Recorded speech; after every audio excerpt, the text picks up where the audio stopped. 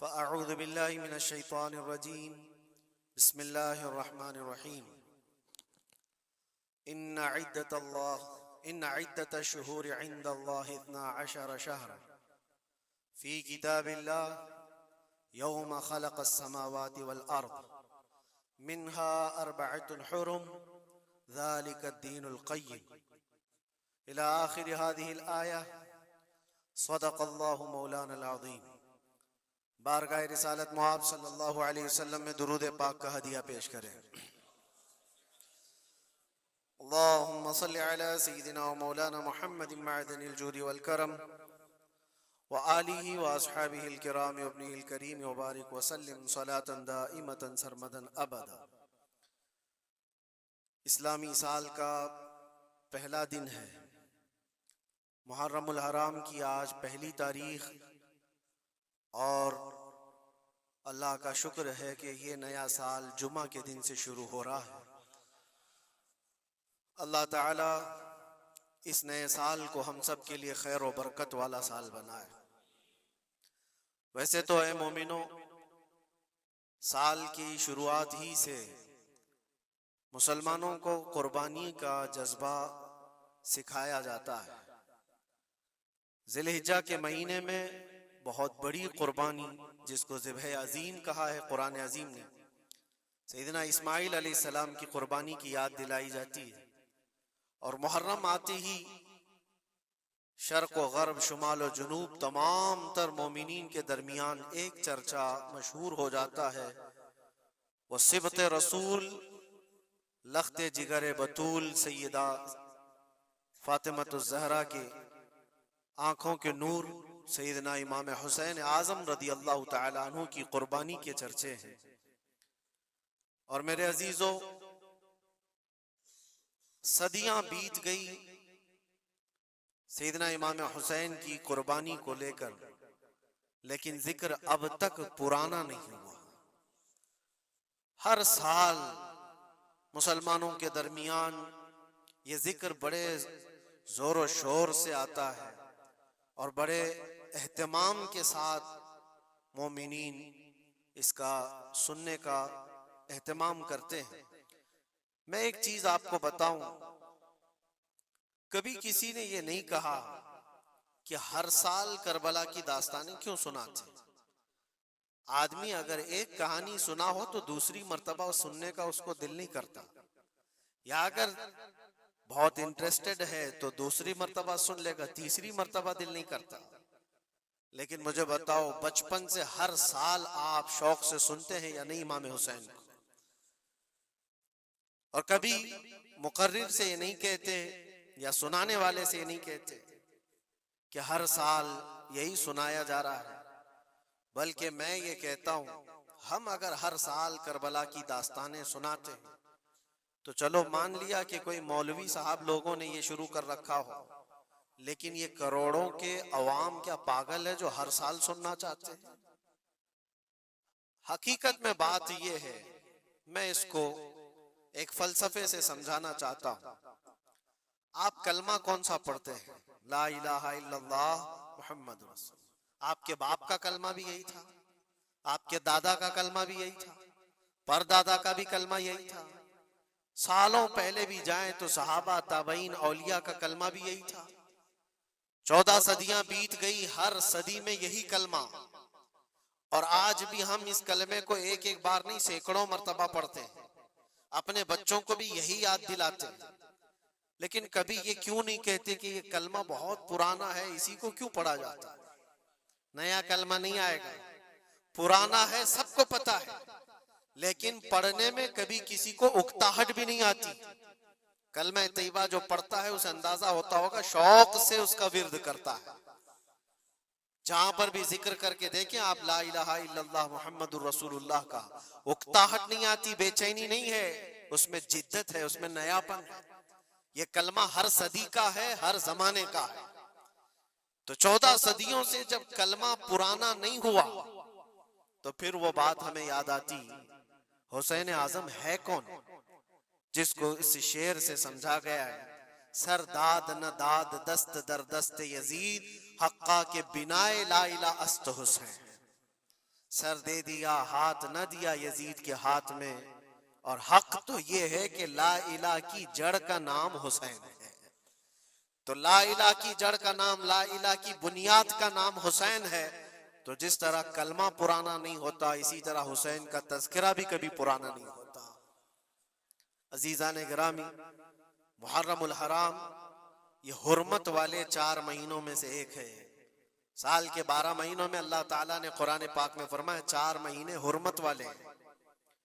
رجب، اور پھر یہ ذی القعدہ، ذی الحجہ اور محرم، یہ 4 مہینے حرمت والے ہیں. اس میں جنگ و جدال، قتل و قتال سب حرام ہے.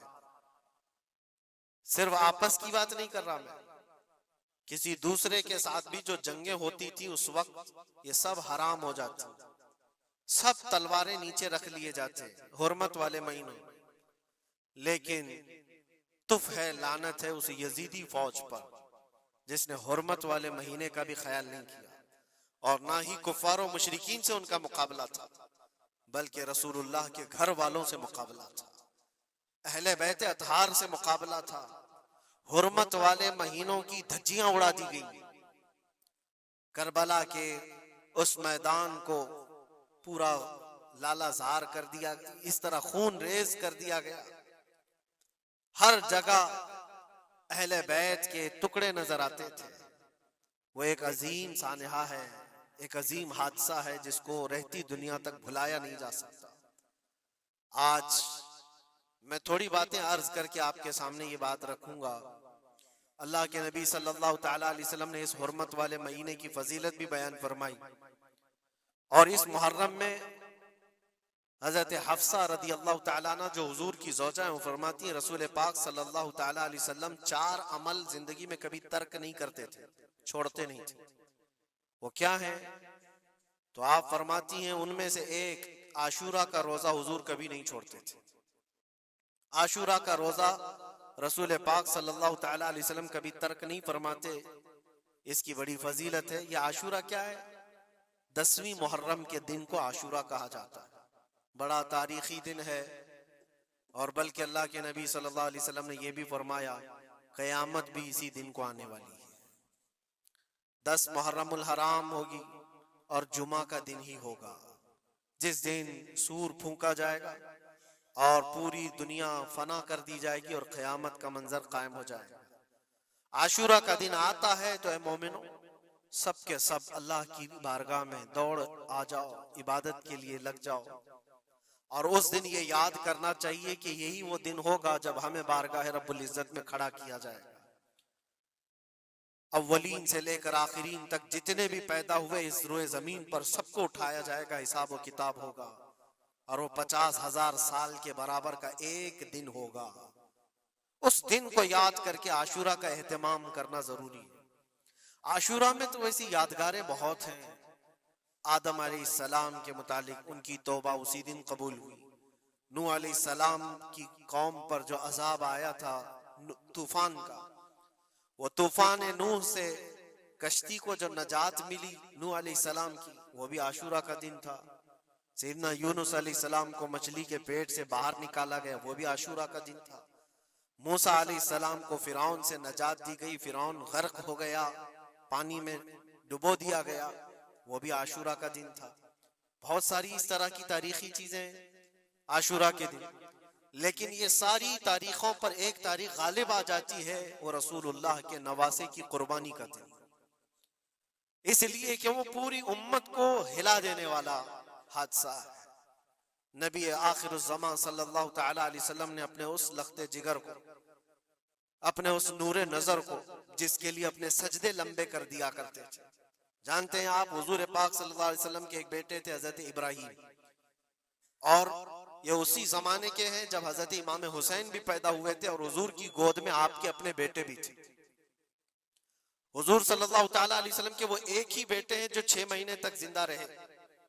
حضور صلی اللہ علیہ وسلم اپنی گود میں بٹھا کر انہیں پیار کر رہے تھے، اور امام حسین کو بھی گود میں رکھے ہوئے تھے. ایک طرف نواسا ہے اور ایک طرف بیٹا ہے.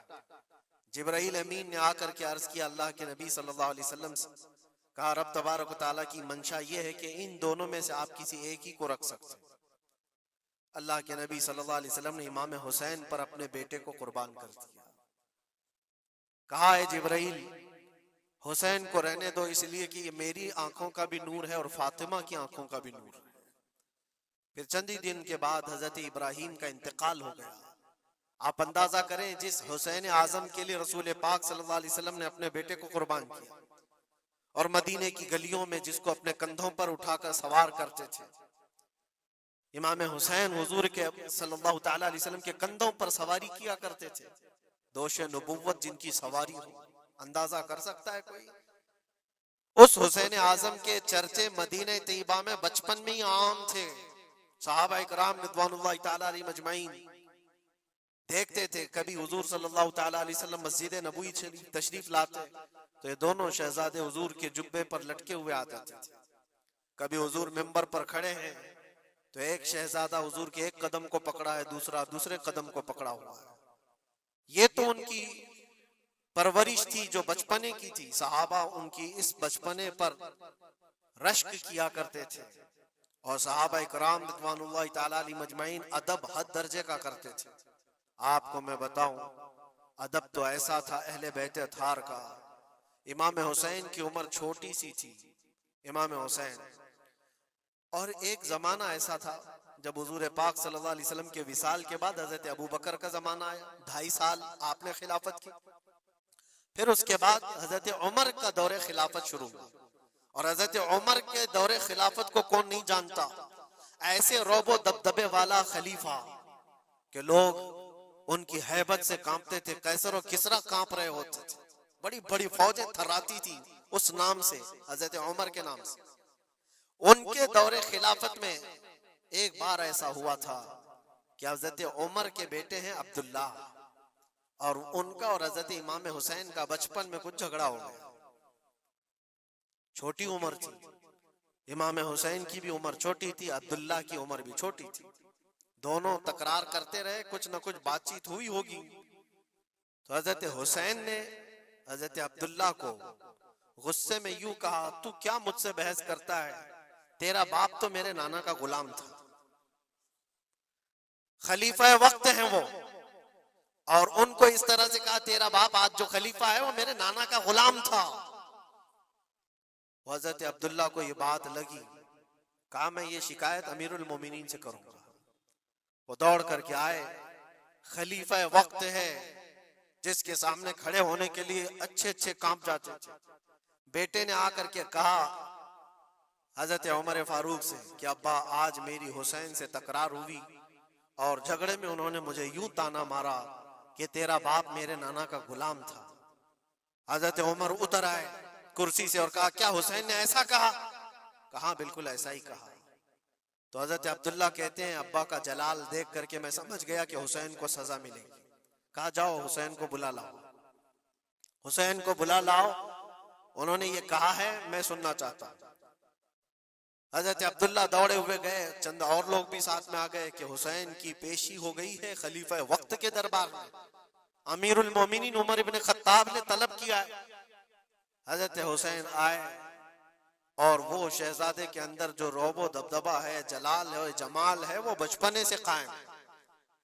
رسول اللہ صلی اللہ علیہ وسلم کا لعاب پاک جس نے پیا, خلیفہ وقت کے سامنے آ کر کھڑے ہوئے.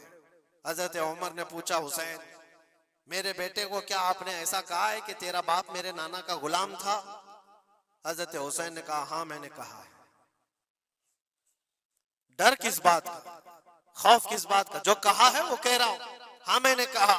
حضرت عمر نے کہا کیسے کہے بتاؤ, کس طرح سے تم نے کہا تھا, بول کے بتاؤ. حضرت حسین نے کہا میں نے عبداللہ سے یہ کہا تیرا باپ میرے نانا کا غلام تھا. حضرت عمر نے کہا اور ایک بار بولو. حضرت حسین نے پھر کہا عبداللہ تیرا باپ میرے نانا کا غلام تھا. حضرت عمر نے کہا اور ایک بار بولو. 3 بار بولنے کے بعد ان کے دونوں بازو پکڑ کر کے گھٹنے زمین پر ٹیک دیا. حضرت امیر المومنین کہتے ہیں میری بخشش کے لیے تمہارے جملے ہی کافی ہو گئے. آپ نے جو مجھے سند دی ہے اے حسین, بس یہ جملہ کل قیامت کے دن بھی کہہ دینا, جب میرا حساب ہو رہا ہو تو اتنا کہہ دینا عبداللہ کا باپ عمر میرے نانا کا غلام تھا.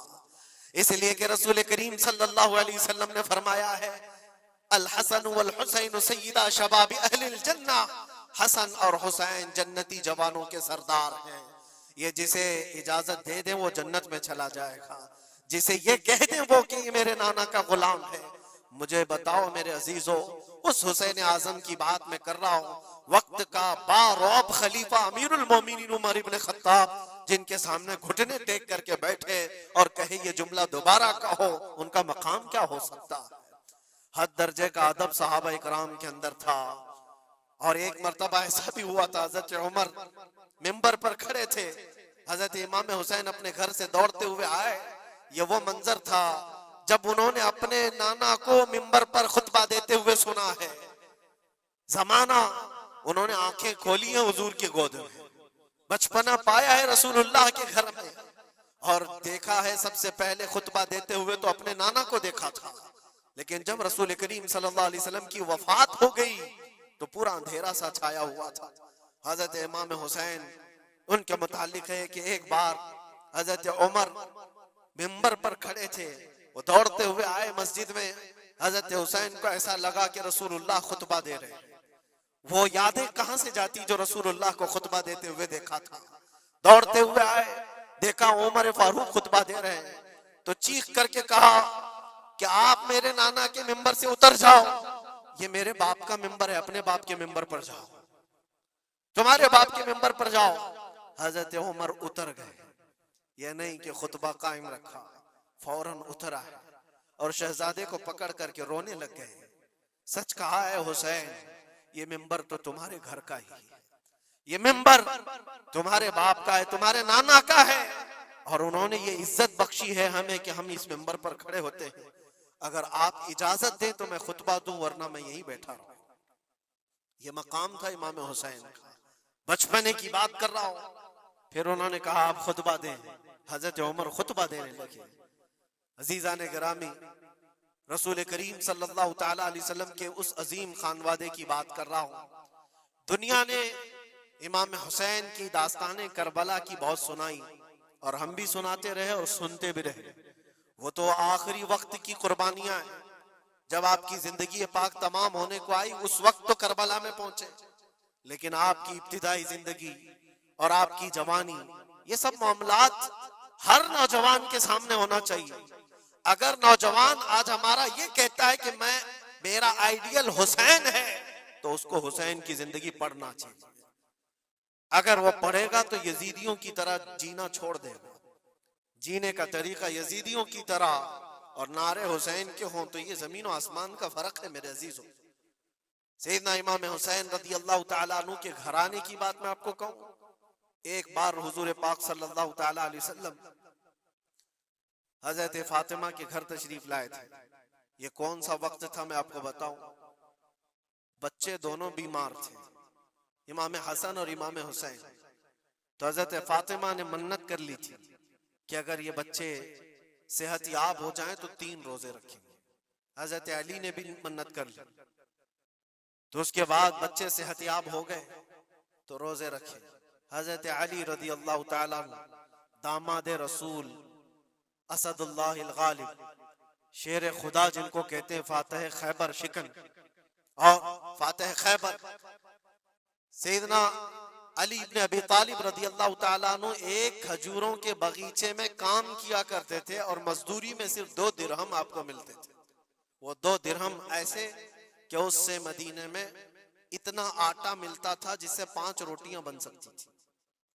یہ دن کی مزدوری تھی ان کی، دن بھر کام کر کے آتے، روزہ رکھ کر کے گئے تھے، کام کر کے 2 درہم مزدوری میں لے آئے، اور اس کے بعد آٹا خرید کر لائے اور کہا فاطمہ روٹیاں بنا لو۔ 5 لوگ تھے گھر میں، حضرت فاطمہ، حضرت علی اور آپ کی ایک کنیز فضہ، اور حضرت حسن اور حسین رضی اللہ تعالیٰ عنہ۔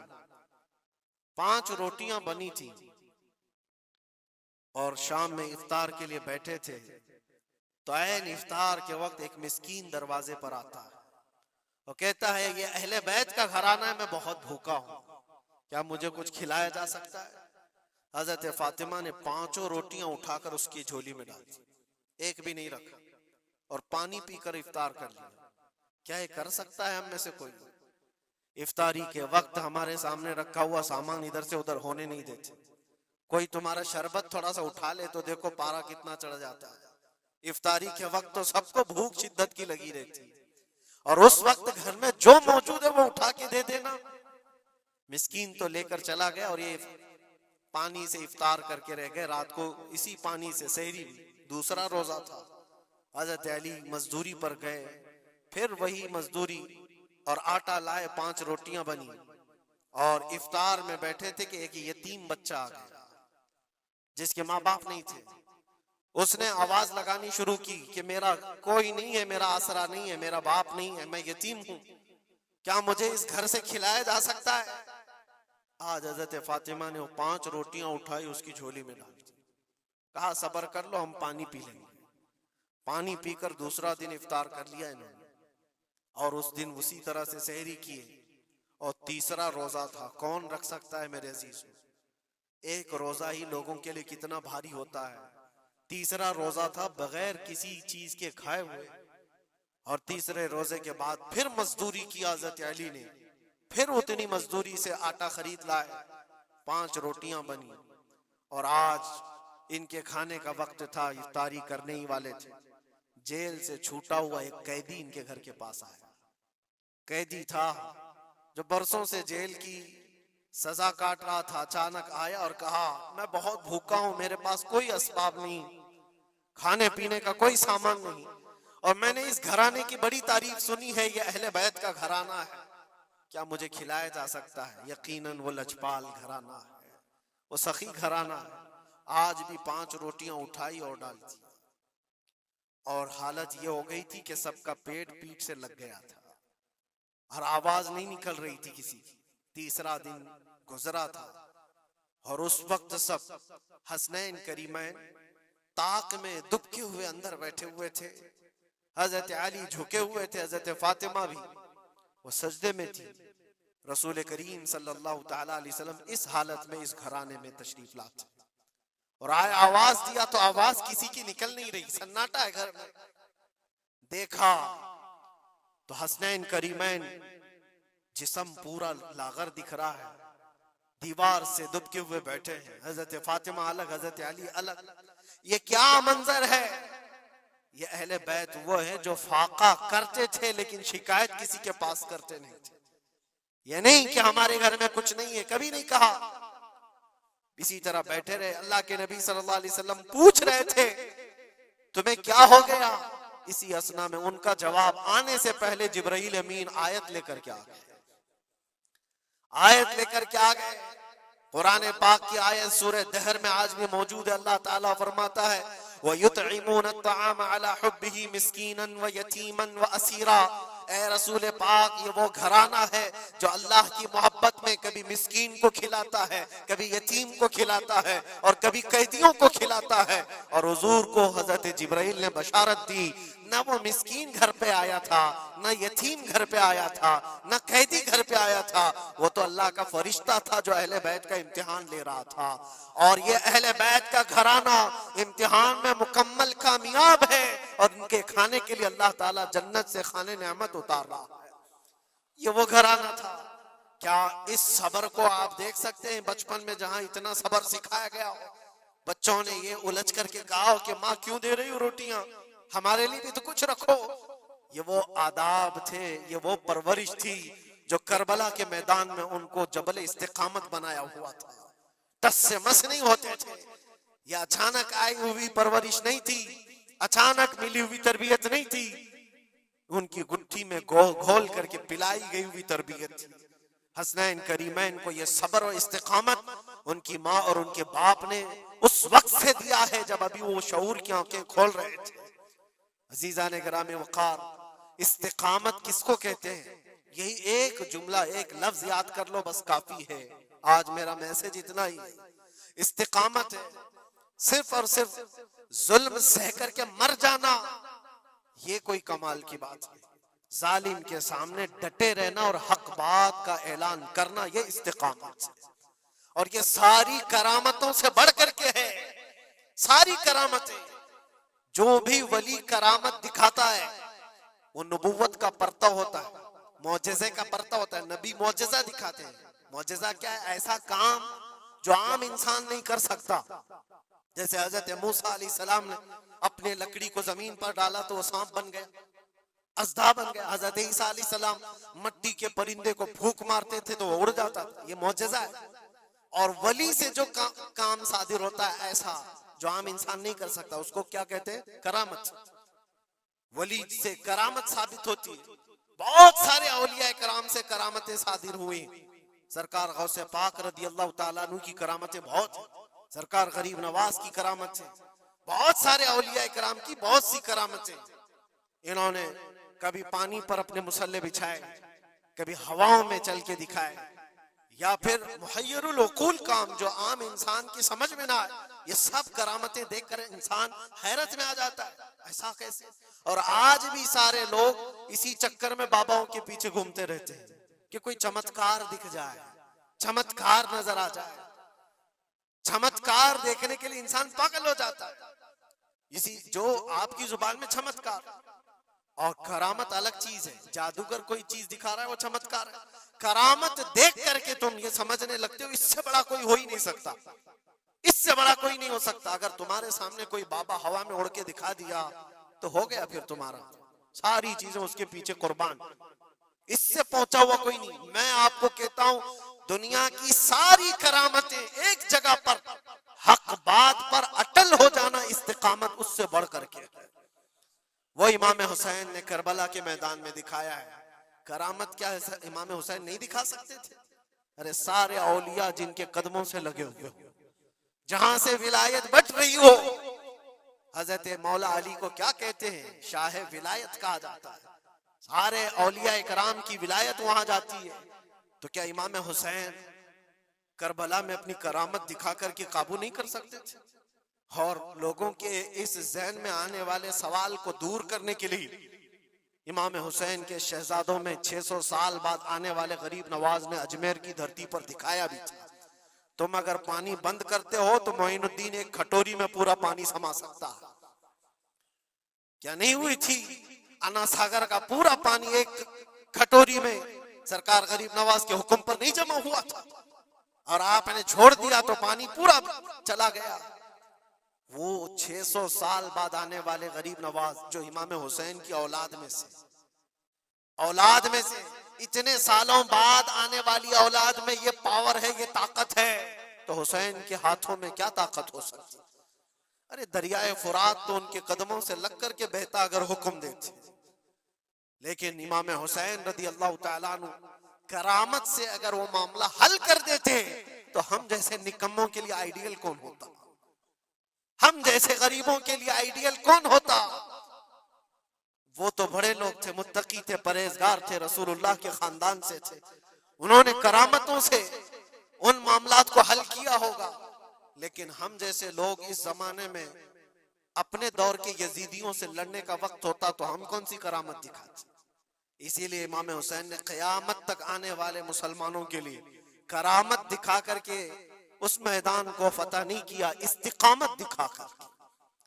یہ میسج تھا کہ اے مسلمانوں، جیسی بھی بڑی طاقت تمہارے سامنے آئے ڈٹے رہو، جمے رہو، اور مرنے کا خوف نہ رکھو. اگر کٹ جاتے ہو، مر جاتے ہو تو کوئی فرق نہیں پڑتا، کیونکہ رب تبارک و تعالیٰ نے پہلے ہی قرآن میں گواہی دے دی ہے وَلَا تَقُولُوا لِمَنْ يُقْتَلُ فِي سَبِيلِ اللَّهِ أَمْوَاتٌ بَلْ أَحْيَاءٌ وَلَكِنْ لَا تَشْعُرُونَ. جو اللہ کی راہ میں مارے جائیں انہیں مردہ نہ کہو، وہ زندہ ہیں، تمہیں اس کا شعور نہیں. اور وہ زندگی تو آج بھی ہم دیکھ رہے ہیں، آج بھی ہم دیکھ رہے ہیں. اسلام زندہ ہوتا ہے ہر کربلا کے بعد.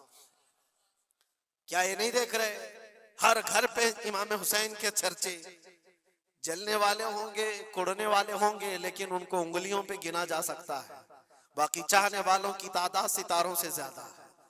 امام حسین کا جھنڈا آج بھی اسی طرح لہرا رہا ہے. سچ بتاؤں میں آپ کو، کبھی آپ کو اتفاق ہو تو ملک شام کے دمشق میں بھی جانا، جہاں پر 3 سال یزید کا دربار لگتا تھا. وہ بھی اپنے وقت کا خلیفہ بنا ہوا تھا، اور اس نے جو اپنے دور خلافت میں، اپنے دور حکومت میں ظلم ڈھائے وہ تاریخ میں رقم ہو چکے. جا کر کے پوچھنا اہل شام سے، دمشق والوں سے کہ ایک دور یہاں تمہارا بادشاہ رہتا تھا، شام کا حکمران یزید، وہ کہاں ہے، اس کی قبر کہاں ہے؟ لوگ تو بغلیں اٹھا کر کے آپ کو کہیں گے کہ یہاں تو کوئی ایسی قبر نہیں دی۔ ہاں ہم کو پتا ہے، بعض مورخین نے، بعض دانشور جو پڑھے لکھے وہ کہتے ہیں جہاں پر سارا کچرا ایک جگہ پھینکا جاتا ہے، ڈم کیا جاتا ہے دمشق کا، وہاں کہیں اس کی قبر کھو گئی، اس میں کہیں قبر کھو گئی۔ یہ تو اس کی بات کر رہا ہوں جو بادشاہ تھا، فوج رکھتا تھا، تاج رکھتا تھا، تخت رکھتا تھا اور حکومت رکھتا تھا، اس کا سوال ایسے۔ پھر آؤ عراق کی سرزمین پر اور کربلا جاؤ، سوچو ایک کھلا چٹیل میدان تھا، یہاں پر کوئی آبادی نہیں تھی، دور دور تک ایک دریائے فرات بہتی تھی اور باقی کچھ نہیں تھا، اور جا کر کے آپ ڈھونڈنے لگ جاؤ گے کہ وہ میدان کہاں ہے تو تمہیں میدان نہیں ملے گا، ہر جگہ آبادی ہی آباد۔ ایک حسین و جمیل شہر ہے، اور لوگوں سے پوچھو کہ یہاں تو ہم نے سنا تھا رسول اللہ کے شہزادے حسین کو کاٹ کر کے ٹکڑوں میں بدل دیا گیا تھا، ان کے شہزادوں کو، اور امام حسین کے سر کو الگ کر دیا گیا، جسم کو الگ کر دیا گیا، ان کے بیٹوں کے جسم پر گھوڑے دوڑا دیے گئے تھے۔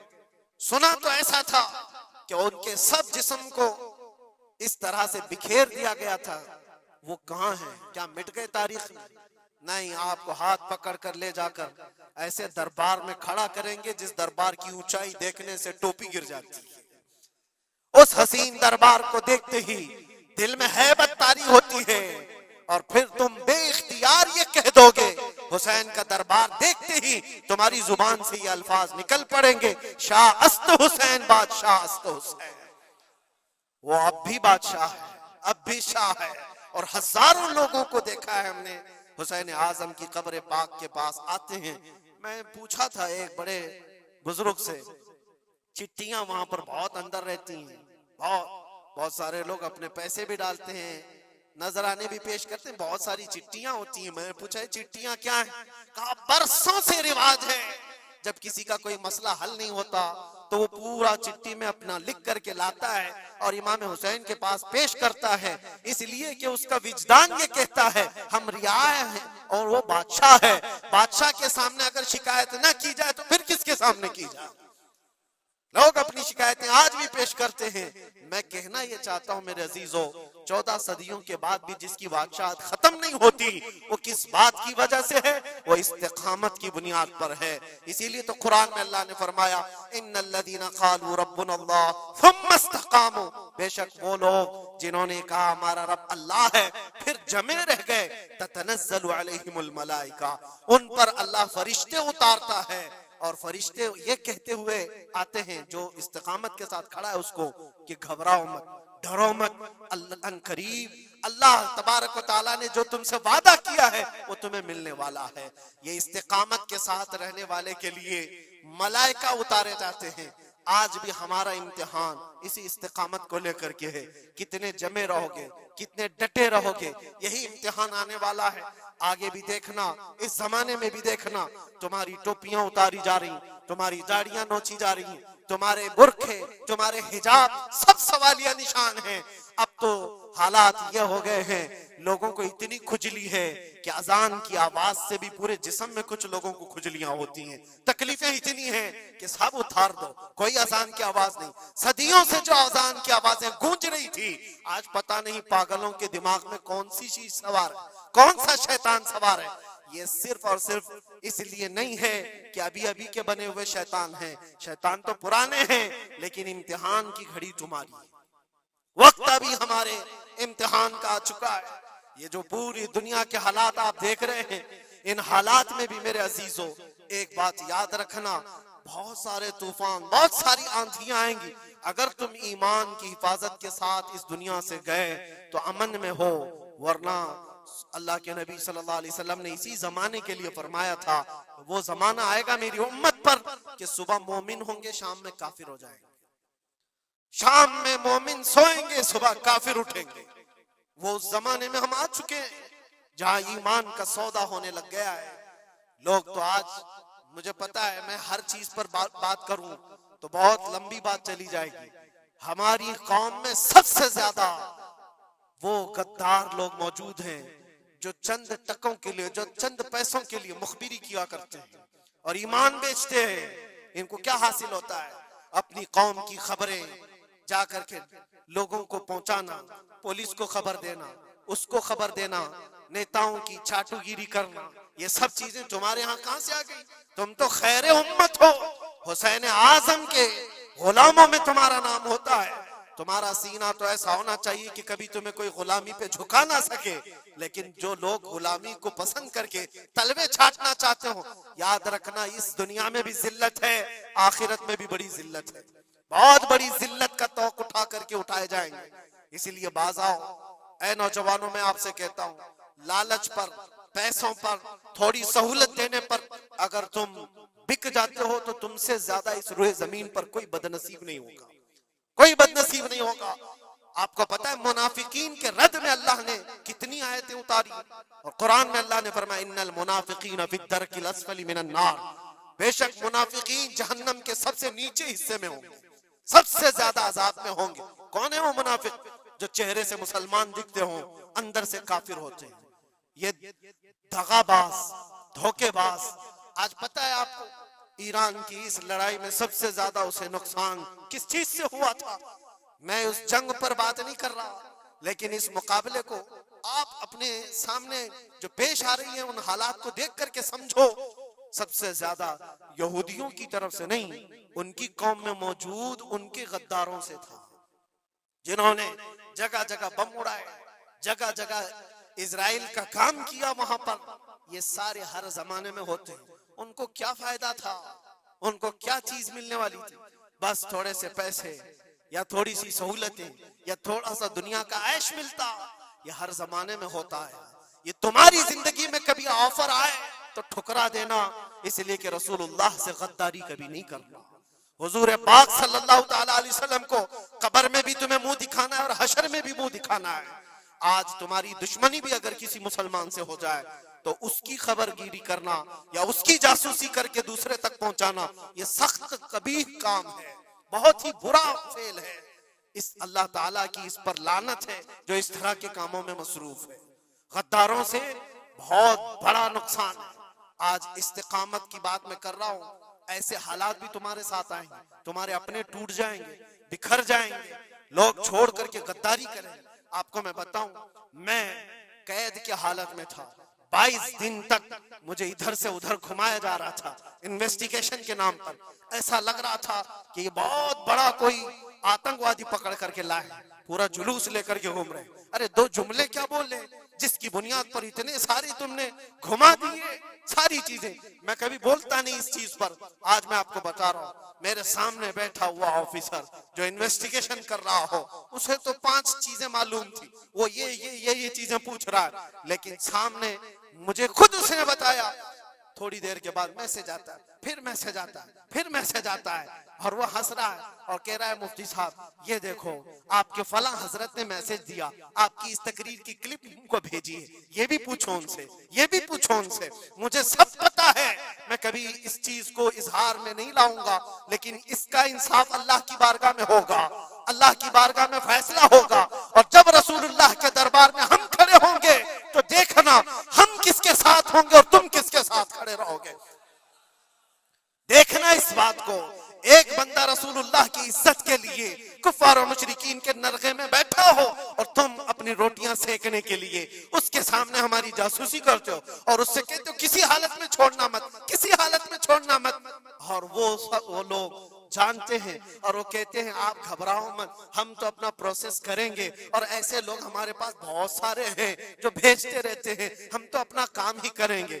لیکن میرے عزیزو، وہ کام اپنا کر رہے ہوں گے لیکن دل پر چھریاں چلتی ہیں. یہ کون سے لوگ ہیں؟ کس نبی کا کلمہ پڑے ہوئے لوگ ہیں؟ تمہارے لیے رسول اللہ کی ناموس بھی کوئی معنی نہیں رکھتی، حضور پاک کی عزت بھی کوئی معنی نہیں رکھتی. اس چیز سے آج پوری قوم پریشان ہے. بڑی بڑی جنگیں اسی لیے ہاری جاتی ہیں جب قوم کے اندر منافقین موجود ہوتے ہیں. آج اس چیز کے اپنے دل کو بھی پاک رکھو. ہم نے تاریخ دیکھی ہے، ٹیپو سلطان یوں ہی نہیں مرے تھے. ٹیپو سلطان کو انگریزوں کے ہاتھ میں دینے والا بھی غدار موجود تھا، مسلمان تھا. یہ ساری غداریاں آج جو آئی کتنے تو ایسے ہیں پہلے ہی سے جا کر کے کہتے مسجد میں یہ ہو رہا ہے، مسجد میں یہ ہو رہا ہے. یاد رکھنا قیامت کے دن تمہارے چہرے کالے ہوں گے، اللہ کی بارگاہ میں پکڑے جاؤ گے. وَمَنْ أَظْلَمُ مِمَّنْ مَنْعَ مَسَاجِدَ اللَّهِ أَنْ يُذْكَرَ فِيهَا اسْمُهُ وَسَعَى فِي خَرَابِهَا. اللہ فرماتا اس سے بڑا ظالم کون جو اللہ کی مسجدوں میں اللہ کا ذکر کرنے سے روکتا ہے؟ اس سے بڑا ظالم کون ہے؟ اور وہ سب ظالم آج دیکھنے کو آ رہے ہیں. بہرحال خلاصہ کلام یہ ہے میرے عزیزوں، ہم حسینی ایمان رکھتے ہیں اور حسین کی طرح اللہ کی بارگاہ میں دعا بھی کرتے ہیں کہ مولا ساری قربانیاں ہو جائیں مگر ایمان کا سودا کرنے کی نوبت کبھی نہ آئے. رب تبارک و تعالی ہماری حفاظت فرمائے کہ ہمارے جسم کے چھتڑے ہو جائیں مگر مولا تیرے حبیب پاک کی عزت اور ان کی محبت بال برابر بھی ہمارے دل میں فرق آنے نہ پائے، بال برابر بھی فرق ہونے نہ پائے. اپنی اولاد کو بھی یہی تعلیم دے کر جاؤ، یہی تعلیم دے کر جاؤ. کربلا سننے کا مطلب یہ نہیں ہے ماتھا پیٹ لیا، سینہ پیٹ لیا، رو دھو کر کے اٹھ گئے. رونا تو سب کو آسانی سے آ جائے گا لیکن حسین کے اس میسج کو اپنے بچوں میں ایسا پلا کر کے جاؤ کہ تمہارے دور میں بھی یزید آئیں گے، تمہارے دور میں بھی یزیدی فتنے ہوں گے. اس وقت میرے بیٹے چوڑیاں پہن کر گھر میں نہ بیٹھنا، یزیدیوں کا مقابلہ کرنے کے لیے حق بات کا اعلان کرنا. مجھے یاد ہے میری بات، میں جس وقت اپنے گھر سے دلی کے لیے نکل رہا تھا تو میری ماں نے یہی کہا تھا نہ واپس آؤ تو کوئی بات نہیں، ہمیں یقین ہے کہ اللہ کے راستے پر جا رہے ہیں. اللہ تبارک و تعالی اس استقامت کو ہر گھر میں عطا فرمائے.